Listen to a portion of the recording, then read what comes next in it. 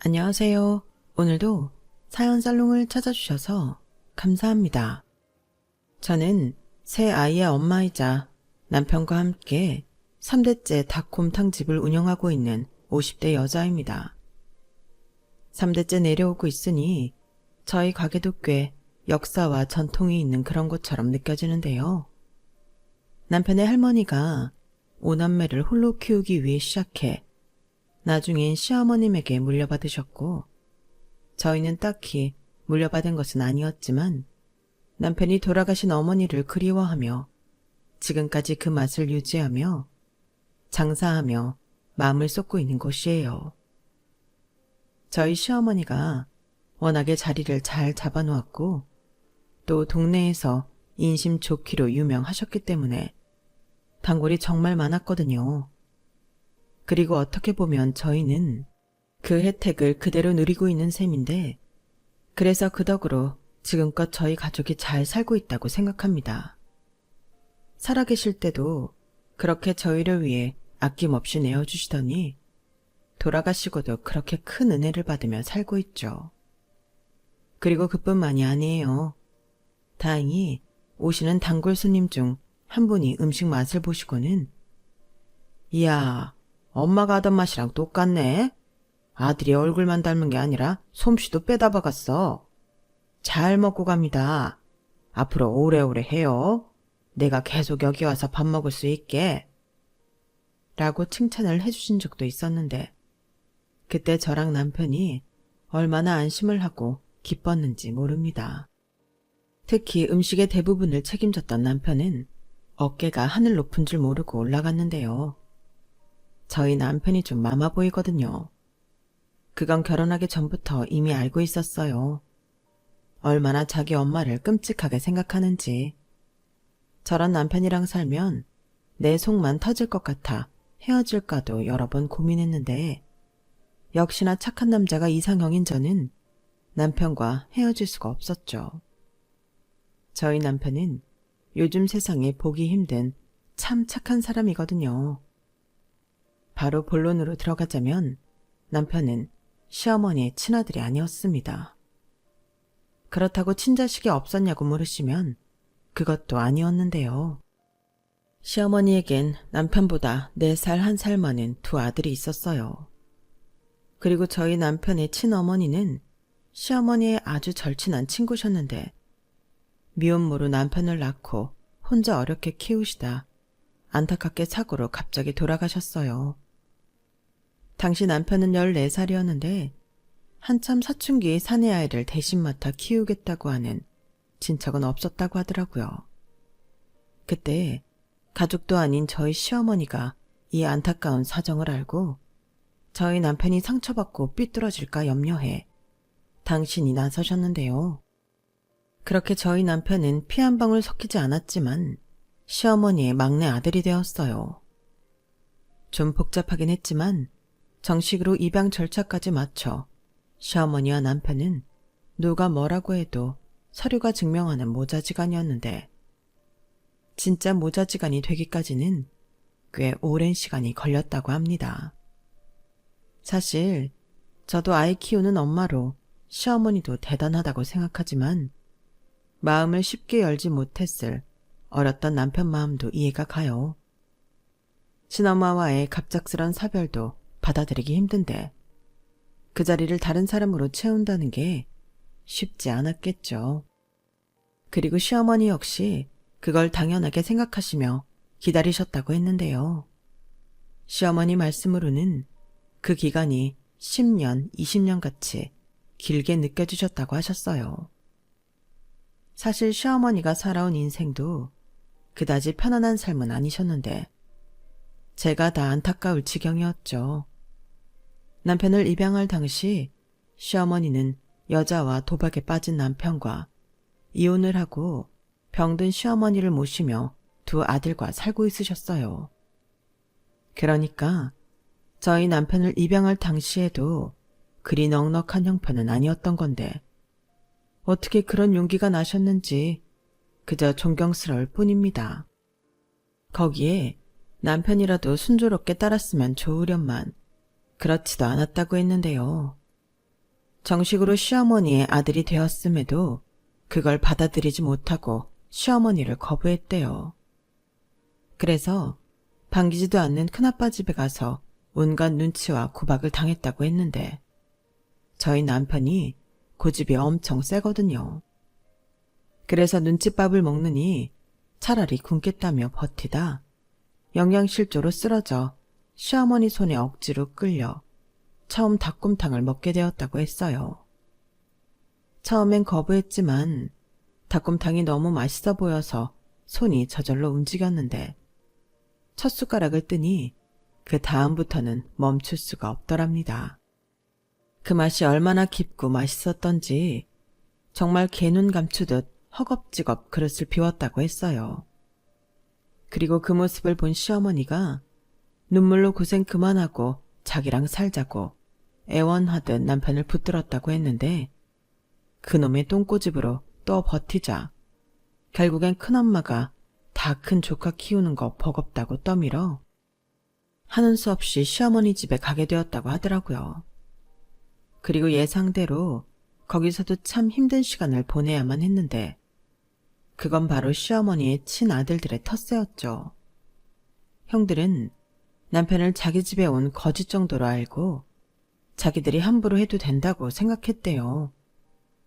원래 형제들이 나쁜 짓 할 때는 사이가 좋다고 둘이 짜고 그렇게 남편을 괴롭혔다고 하는데 시어머니한테 걸려서 몇 번을 호되게 혼이 나도 그때뿐이었다고 했어요. 게다가 그곳엔 형제들을 감싸는 할머니까지 계셨으니 그 할머니는 당신 손주들이 나쁜 짓을 하는 걸 알면서도 그걸 외면했다고 했는데요. 그러다 저희 시어머니가 당신 친아들 둘을 심하게 혼이라도 내면 그 할머니가 왜 이쁜 자기 손자를 혼내냐며 굴러온 돌이 박힌 돌 뺀다고 또 저희 남편을 구박했다고 합니다. 참 눈물 없이 들을 수 없는 슬픈 사연이죠. 저도 그런 이야기를 연애할 때 다 들었어요. 보통 여자들이면 저런 얘기를 좋아하지 않을 텐데 남편은 숨기는 게 싫다고 얼마 만나지도 않은 저에게 저런 어마무시한 사연을 전부 털어놓더라고요. 저기 현수 씨는 그런 얘기를 늘 아무렇지 않게 해요. 보통 여자들은 그런 얘기 들으면 부담스러워할 텐데. 그렇죠. 사실은 저도 알아요. 근데 이런 제 상황을 이야기하지 않으면 나중에 사이가 더 좋아졌을 때 얘기해야 하니까. 그럼 그땐 서로가 더 힘들어지더라고요. 그래서 부담 느끼실 거 알지만 이렇게 얘기를 먼저 드리는 거예요. 혹시라도 제 이야기를 듣고 저 만나는 거 조금이라도 불편하시다면 저 안 만나주셔도 됩니다. 아, 그래요? 그럼 뭐 하나만 물어봐도 돼요? 네, 물어보세요. 현수 씨는 제가 별로예요? 네? 저도 현수 씨 마음을 알아야 결정을 하죠. 사실 좀 놀랍기는 한데 집집마다 사정은 다 있는 거고 지금 당장 중요한 건 내 앞에 있는 사람이 어떤 사람인지 그리고 그 사람이 나에 대해 어떻게 생각하는가 인 것 같아서요. 남편은 그때 제가 한 질문에 한 대 세게 얻어맞은 기분 같다고 했어요.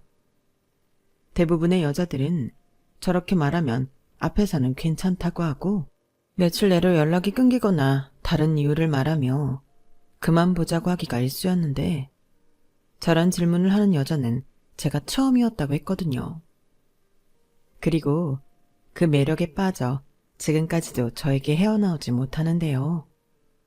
아마도 그래서 마마보이지만 저 남자를 버리지 못했던 것 같아요. 나라는 사람을 저 남자만큼 사랑해줄 수 있는 다른 남자를 못 만날 것 같았거든요. 그래서 처음부터 저는 남편의 다소 복잡한 집안 사정을 다 알고 있었는데 그 사연이라는 게 들으면 들을수록 너무 감정이입이 되어 화가 났어요. 그리고 그런 환경임에도 시어머니는 남편을 당신 막내 아들이라며 절대 놓지 않으셨는데요. 심지어 모든 것이 다 불만이던 남편이 친구와 크게 싸워 시어머님이 학교에 불려간 적도 있었지만 그걸로 남편을 혼내기는커녕 남편 마음을 확 돌려놓았다고 했는데 그때 남편은 꽤나 충격을 받았다고 하더군요. 나는 그때 우리 어머니가 나 때문에 무릎을 꿇고 엎드려서 죄송하다고 우는 모습에 많이 놀랐어. 친아들도 아닌데 그럴 필요가 없잖아.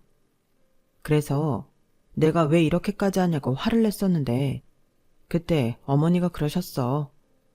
원래 자식이 잘못한 일은 전부 그 부모가 잘못한 거라고. 그 소리 듣는데 정말 미치겠더라. 저 착한 사람은 분명 잘못이 없는데 나 때문에 저러고 있으니까 당장 죽을 것 같아서. 그때 결심했지. 평생 나 때문에 무릎 꿇게 하지는 말아야겠다고. 아마 그게 시작이었던 것 같아. 그때가 내가 중3 1학기였는데 많이 늦었지. 그래도 나 그때부터 열심히 살았어. 공부도 해서 인문계도 가고. 남편은 그날 이후 완전히 새로 태어났다고 했어요. 지금의 어머니한테 잘하는 게 돌아가신 친엄마를 위한 일이라고 생각하게 되었다고 하더라고요. 그래서 공부도 열심히 했고 거의 그 학교의 전설 같은 기적이라고 했는데 1년 동안 성적을 엄청 올려서 인문계를 갔다는 거 있죠. 그뿐만이 아니었어요. 고등학교 가서도 사교육 없이 늘 상위권 성적을 유지했다고 했는데 그래서 배다른 형제들에게 더 미움을 받았죠. 시어머니가 공부 잘하는 막내 아들이라고 저희 남편만 그렇게 챙기셨거든요. 나는 그때 형들 마음 이해했어. 갑자기 나타난 놈이 공부 좀 한다고 자기들 엄마를 뺏은 거나 다름없으니 열받았겠지. 어쩜 또 그런 일에는 이해를 잘해? 중2 때까지는 싸움만 잘했다며. 그 성질은 도대체 어디로 간 거야? 어디로 갔겠어? 다 내 안에 있지. 근데 나는 어머니가 속상한 일은 안 하기로 나 자신이랑 약속했으니까. 그때 어머니가 할머니 때문에 눈치를 많이 보셨거든. 그래서 그냥 내가 당해주는 게 속 편하다고 생각했어. 물론 어머니는 늘 나한테 미안하다고 하셨지만 그럴 필요 없는데. 가만 보면 두 사람 그런 면에서 엄청 닮았어. 가끔은 말이야 아주버님들보다 자기가 더 어머니 친아들 같다니까. 와, 그 소리 엄청 기분 좋은데 그냥 하는 소리 아니지. 우리 마누라가 또 마음에 없는 소리 못하는 성격이잖아. 이렇듯 남편은 스스로 시어머니의 아들이 되기로 결심한 날부터 지금까지도 한결같은 사람이에요. 그리고 저는 진작에 남편이 이런 성품을 가진 사람이라는 걸 알았기에 친정 부모님이 반대를 해도 결혼을 강행했는데 지금이야 우리 사위라고 엄청 챙기지만 저도 한때는 힘든 시간을 보내야만 했어요. 그리고 역시 저희 부모님 마음을 돌려놓으신 사람도 저희 시어머니셨는데요. 저희 시어머니가 저희 부모님에게 찾아가 당신이 얼마나 저희 남편을 아들로 사랑하는지 그 마음을 절절하게 말씀하셨다고 하셨어요. 그 말에 저희 엄마가 얼마나 미안해하시고 울었는지 마침 두 분이 나이도 같으셔서 사돈지간이 아닌 친구가 되셨어요.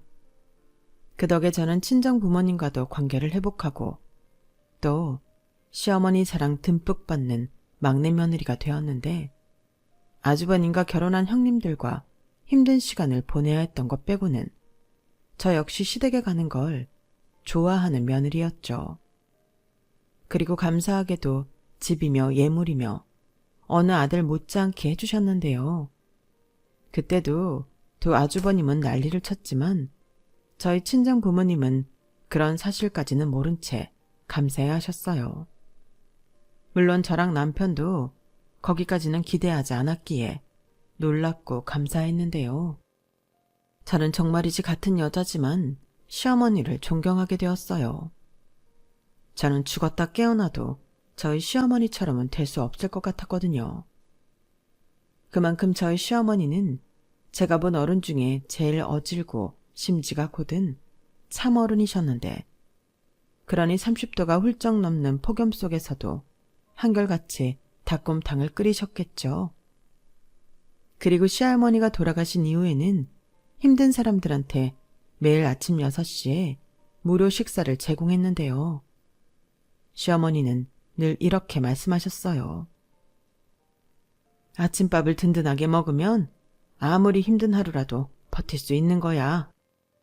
저 말을 당신 좌우명처럼 지키고 사신 분인데 그래서 저희도 그 뜻을 이어가고 있는 중이지만 말이 쉽지 매일 아침 식사를 준비한다는 건 보통 마음으로는 할 수 없는 일이더라고요. 그만큼 저희 시어머니는 당신 어려울 때를 잊지 않고 어려운 사람을 돕겠다는 마음으로 평생을 사신 분이셨는데요.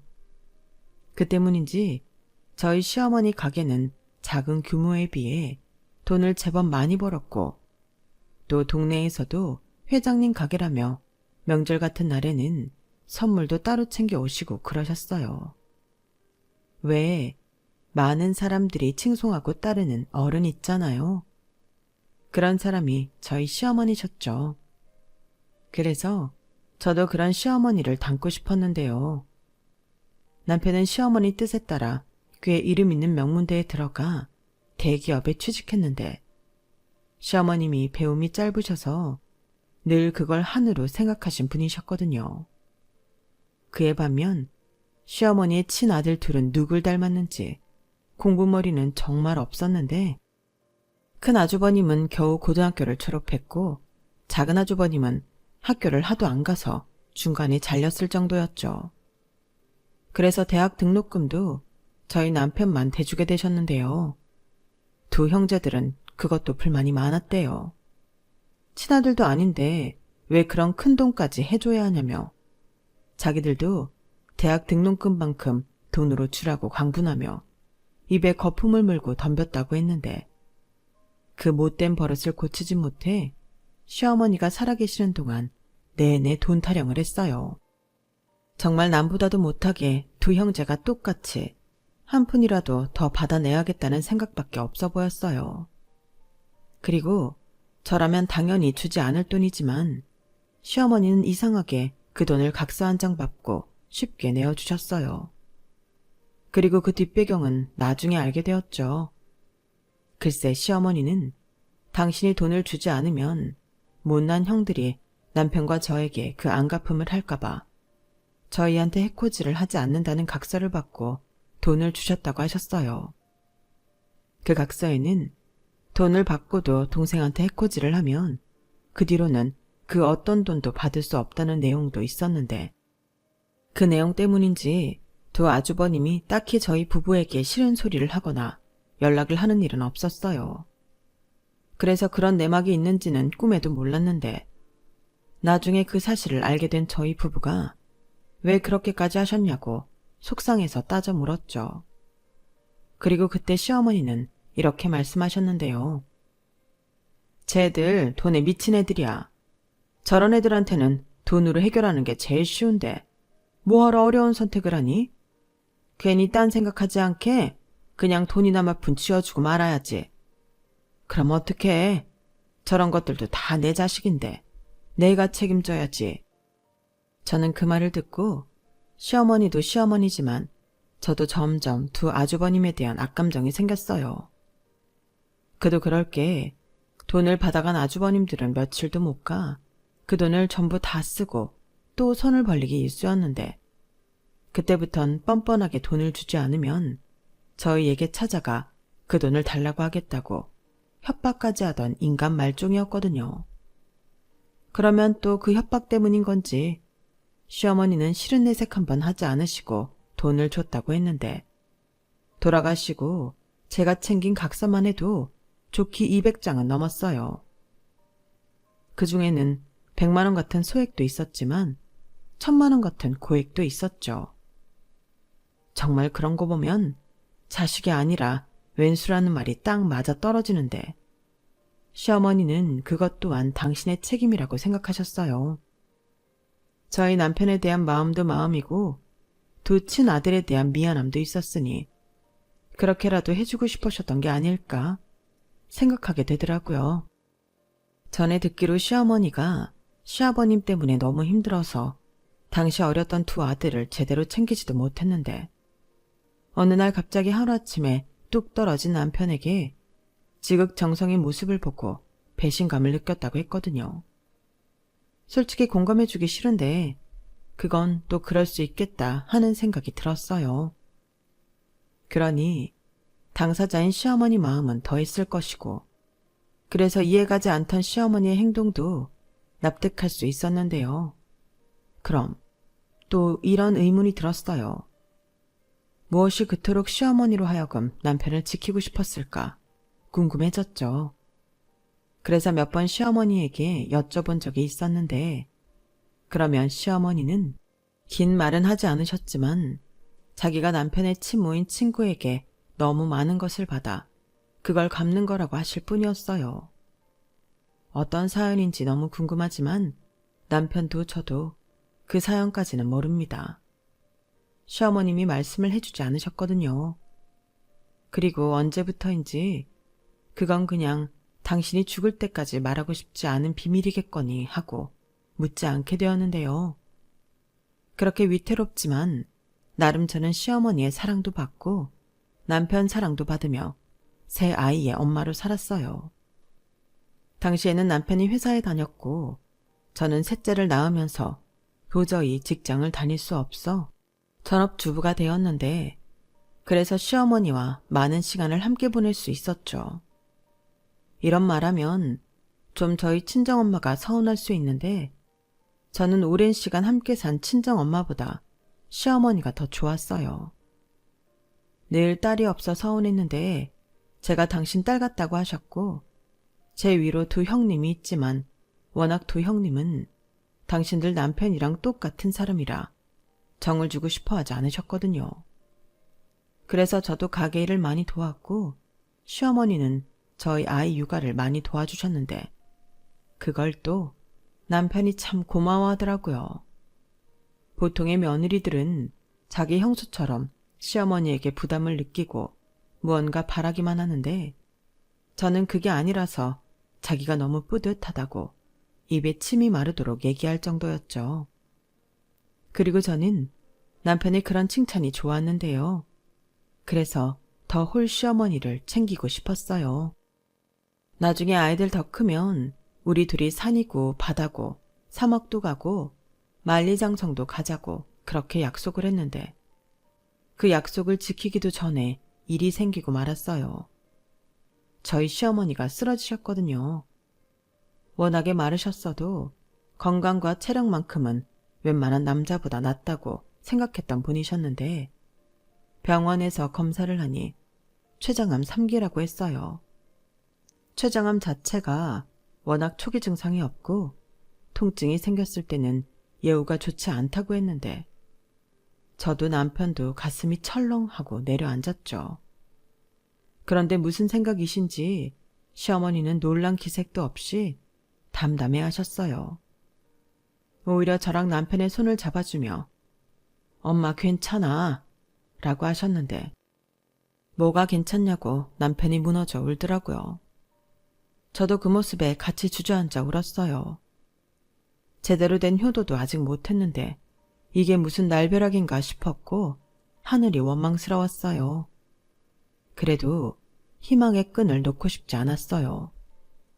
뭐든 할 수 있는 건 다 하고 싶어서 적극적으로 수술이든 항암이든 하자고 했는데 병원에서는 수술도 쉬운 케이스가 아니라고 하더군요.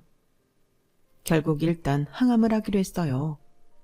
항암에서 효과를 보고 체력을 키우면 수술도 할 수 있고 그러면 지금보다는 희망적이라고 해서 그렇게 하기로 했는데 생각보다 시어머님이 항암을 힘들어 하시더라고요. 정말 무섭게 살이 빠지는데 원래도 살이라고는 하나 없는 몸이라 더 안쓰러워 보였어요. 거기에 먹는 것도 전부 토하셨기 때문에 항암도 중단되었는데요. 의사 선생님이 조심스럽게 집으로 모시는 게 좋을 것 같다고 했죠. 말이 집에 모시라는 거지 병원에서는 해줄 게 없다는 소리였죠. 그날 저도 시어머니 몰래 많이 울었어요. 가졌던 희망의 불씨가 꺼져버린 듯 모든 것이 절망이었는데 그때 말없이 시어머니가 제 손을 꼭 잡아주셨어요.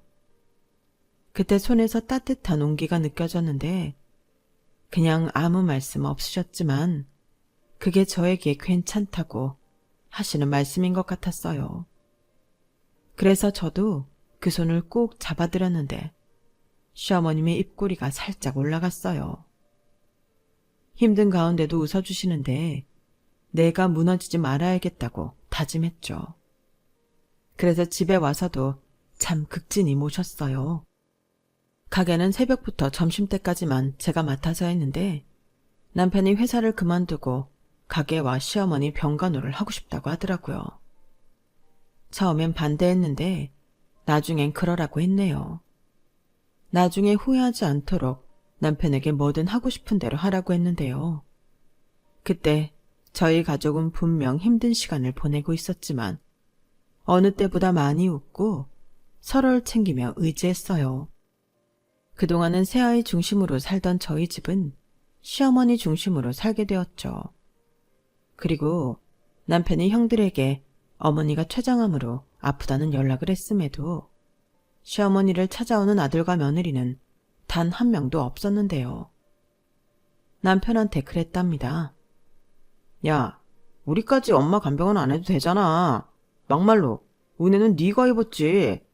이참에 너도 제대로 은혜 갚아. 세상에, 저는 남편한테 저 말을 듣고 다시 전화를 해서 올 거 없다고 한바탕 하고 싶었는데 남편이 하지 말라고 말렸어요.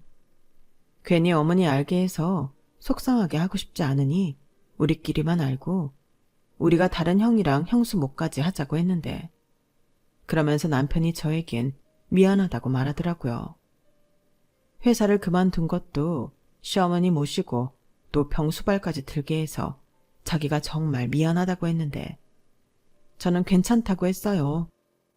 물론 100% 진심이었고 이렇게라도 시어머님이 다시 건강하게만 된다면 몇 년이고 몇 번이고 할 수 있다고 생각했는데요. 솔직히 생각만큼 쉽지는 않았어요. 새 아이 챙기고 시어머니 챙기고 또 가게 일도 해야 했으니 몸이 10개라도 여유라는 게 당최 생기지 않더라고요. 그래도 시어머니 앞에서는 표내지 않으려고 괜히 허풍도 떨고 그랬는데 아마 시어머니는 다 아셨을 거라고 생각합니다. 그래서인지 저희 시어머니는 저에게 부담 주지 않으려 하셨어요.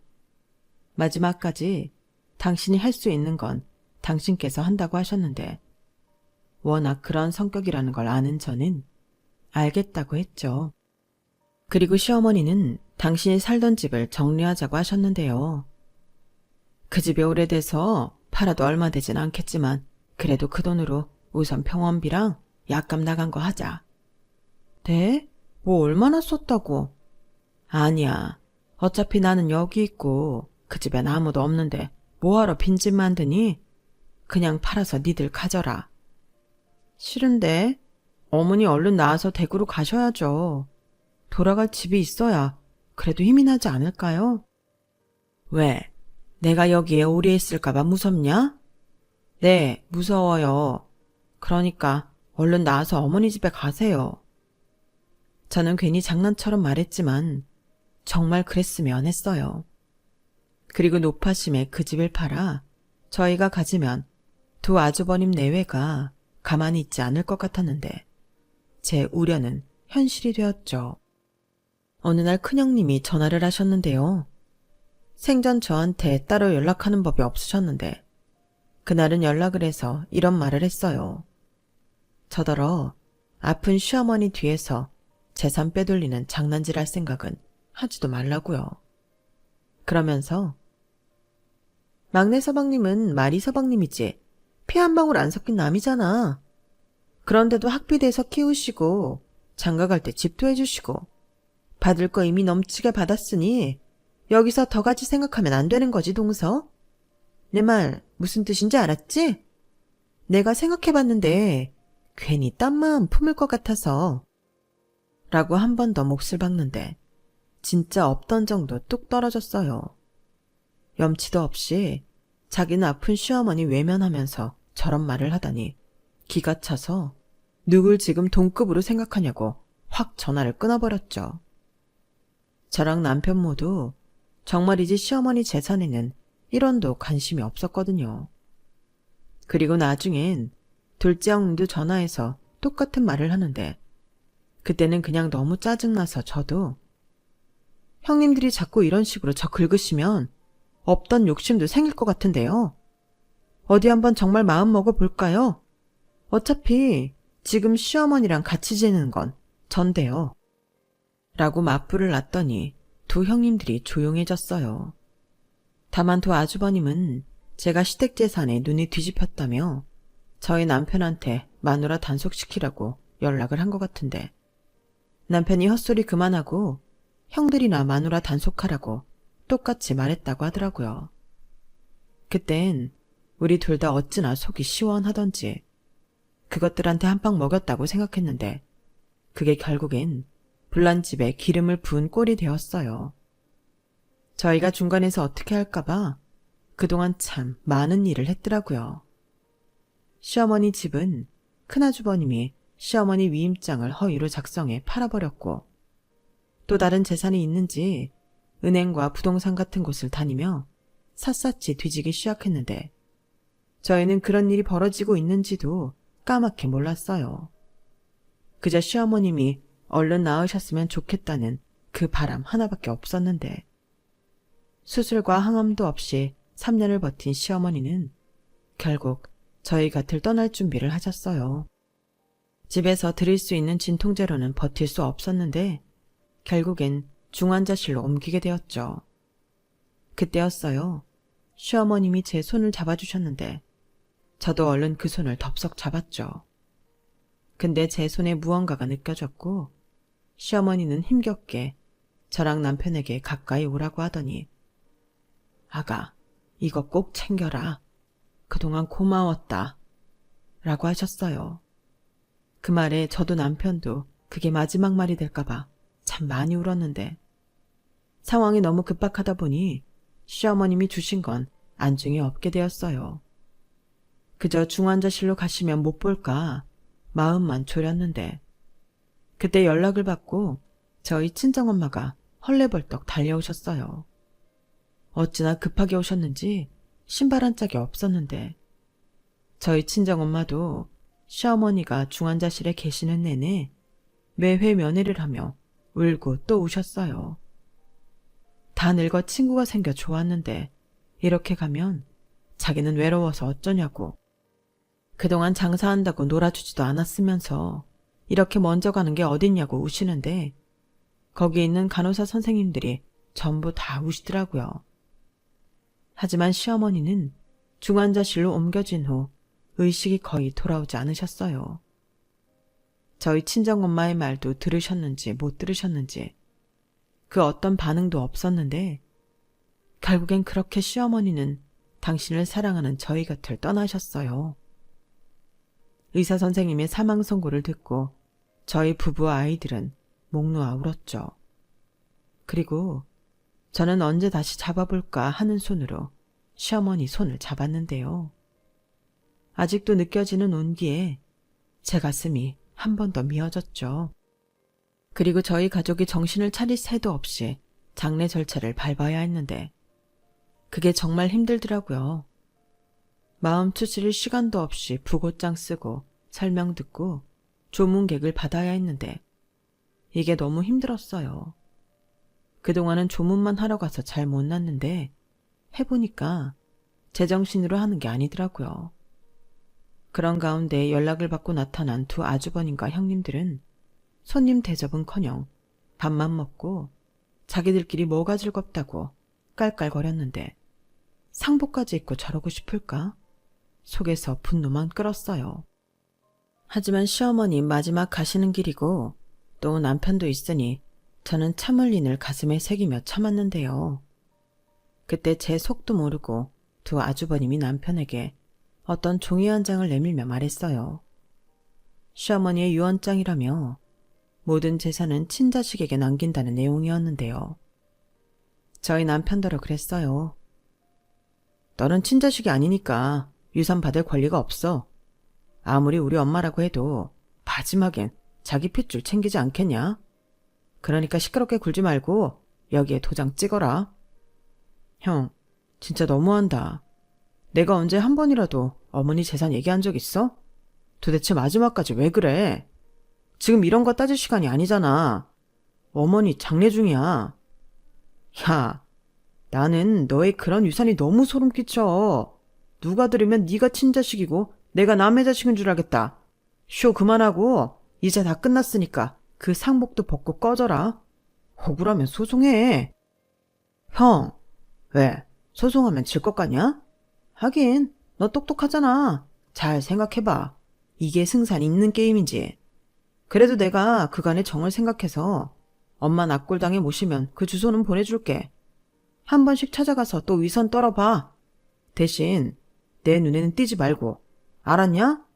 뭐해? 도장 찍어. 저는 큰 아주버님 손에서 펄럭이는 종이를 보고 참지 못하고 달려가 유서인지 뭔지를 푹푹 찢어 갈겼어요. 그 유서가 진짜일 리 없다고 생각했거든요. 그리고 저도 똑같이 소송하라고 말했는데요. 창피한 일이지만 거기서 완전 개싸움이 벌어졌어요. 그 와중에 큰형님은 쓰러지는 명령기까지 펼치셨는데 그 모습이 고스란히 CCTV에 찍혔죠. 그리고 소송을 하든 지랄을 하든 시어머니 장례 끝나고 하자고 장례 치르기 싫은 사람은 가라고 했는데요. 제일 먼저 내뺀 사람은 작은 형님이셨어요. 그리고 하나 둘 빈소를 나갔는데 발이 나는 날 곱게 차려입고 다시 나타났더군요. 그리고 상복을 반납하고 제 옷을 입는데 그때 시어머니가 주신 명함이 있었어요.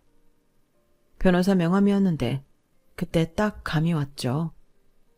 근데 명함 뒤는 볼 생각을 못했는데 우연히 명함 뒤를 봤더니 이 사람 찾아가라. 거기에 내 유언장이 있다.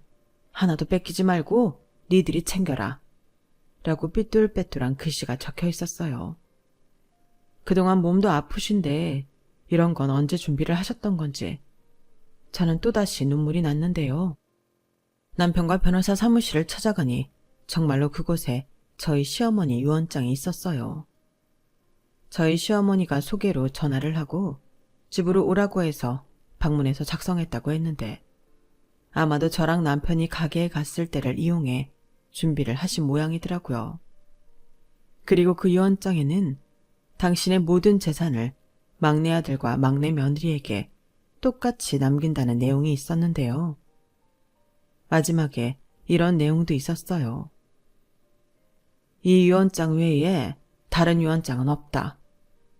그 내용에 남편 눈이 동그랗게 변했는데 그때 분명 큰 아주버님이 유언장이라고 보여준 게 있었으니 남편이 놀란 눈치더라고요. 내가 그랬잖아. 그거 가짜 같다고. 어머니 아픈 동안 한 번도 오지 않은 것들이 어머니 유언장을 어떻게 갖고 있어? 그래도 어떻게 유언장을... 아마 사모님 말처럼 위조했을 겁니다. 그런 경우 많아요. 제가 더 알아봐야겠지만 위조한 사실이 맞다면 그에 따른 처벌도 가능합니다. 어머니가 작성한 이 유언장은 공증까지 다 받은 정식 유언장이거든요. 제가 다른 자녀분들에게도 연락하도록 하겠습니다. 변호사님은 그런 케이스가 적지 않다며 놀란 남편에게 말했어요. 그리고 며칠 지나지도 않아 그 유언장이라는 건 가짜라는 게 밝혀졌는데요. 그때부터 저희는 빠르게 대응하기 시작했어요. 유언장 위조는 상속조차 받을 수 없을 정도로 큰 잘못이었거든요.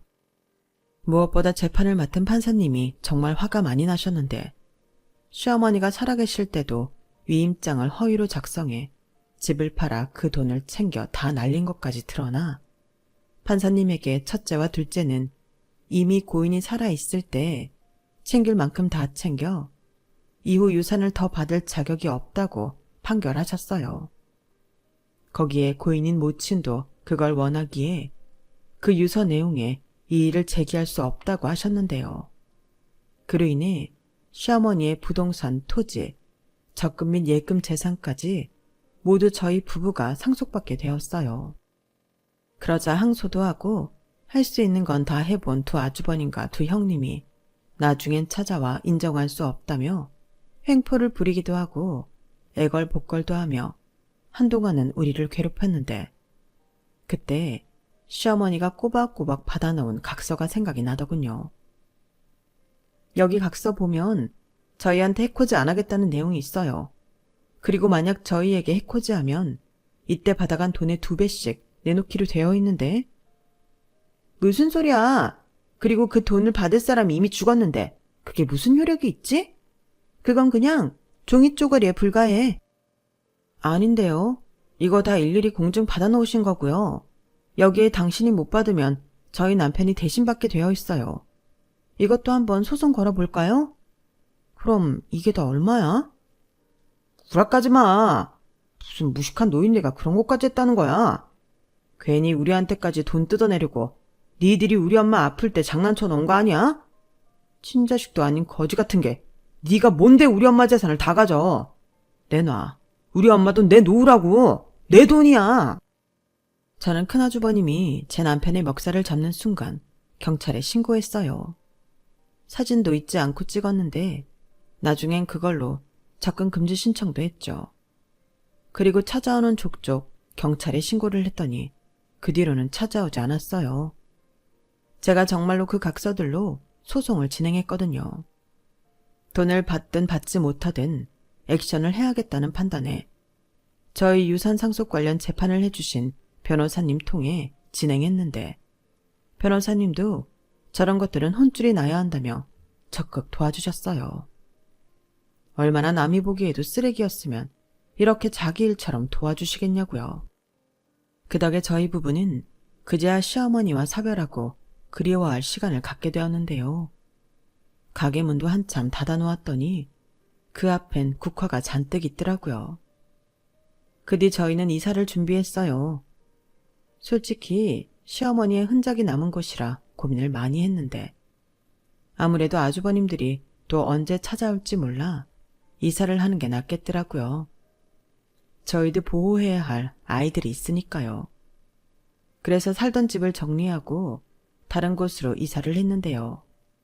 시어머니 가게 자리가 또 재개발 확장이 되면서 저희는 가게를 다시 오픈하기 전에 정리해야 했어요. 오픈을 하더라도 닫아야 했기에 그럴 바에는 그냥 정리를 하기로 했죠. 그리고 우리 부부 둘 다 자기 자리로 돌아갈 참이었는데 남편이 시어머니의 닭곰탕집을 계속 하고 싶어 했어요. 그땐 저희 친정 부모님이 미래를 위해 좀 말리시긴 했는데 워낙 시어머니에 대한 남편의 효심을 알고 있던 터라 나중엔 그러라고 하시더라고요.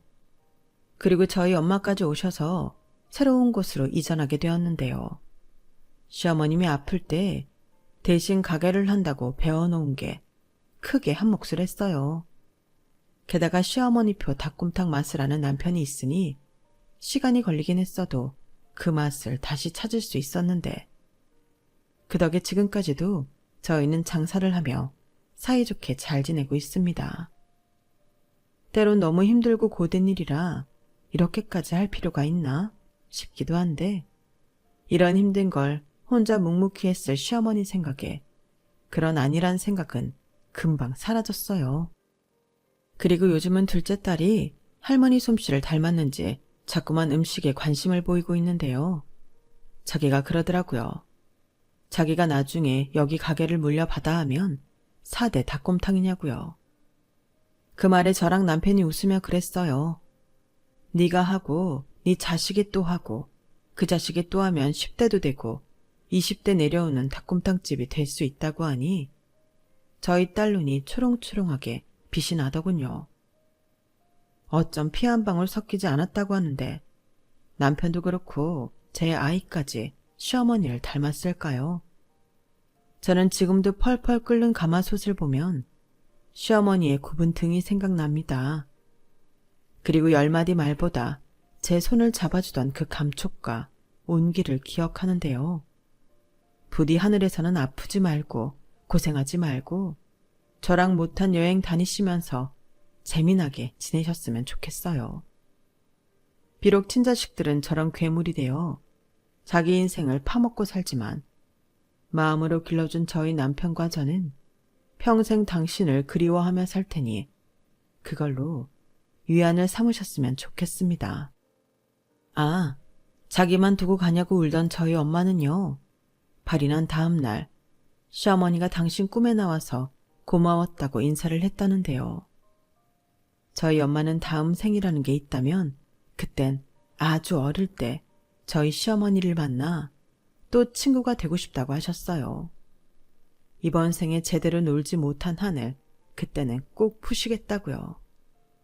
그 말을 하시는데 저희 엄마 눈에는 또 눈물이 고였고 제 눈에도 눈물이 흘렀는데 시어머니도 이런 저희 모녀의 애틋한 마음을 알고 계시겠죠.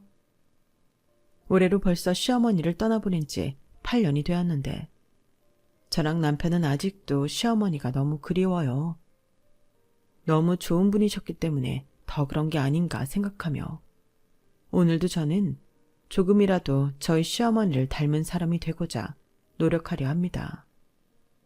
지금 이 글을 쓰고 있는 시간은 새벽 4시예요. 오늘따라 시어머니 생각에 잠이 오지 않아 사연을 쓰게 되었는데 조금 있으면 가게에 나가 무료 아침 식사를 시작해야 되겠네요. 오늘은 조금 더 긴 하루가 되겠지만 어쩐지 유독 보람있고 좋은 하루가 될 것 같은 예감이 드는 날인데요. 그럼 지금까지 제 이야기 함께 해주셔서 깊은 감사한 마음을 전하며 건강하시고 여러분들의 가정엔 평화와 화목한 일만 가득하길 바라겠습니다. 감사합니다. 여러분, 사연 댓글에 응원과 현명한 조언 부탁드려요. 좋아요와 구독은 저에게 큰 힘이 됩니다. 오늘도 좋은 일 가득하세요.